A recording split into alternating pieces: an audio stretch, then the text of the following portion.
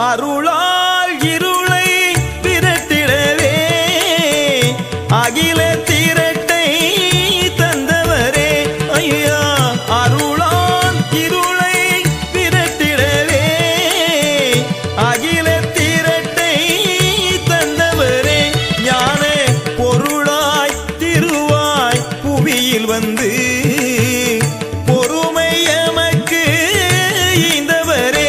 ஞான பொருளாய் திருவாய் புவியில் வந்து பொறுமை எமக்கு ஈந்தவரே. கலகை கலியை மாய்த்து நீயும் உலக தெய்வமானாய் தினம் கலங்க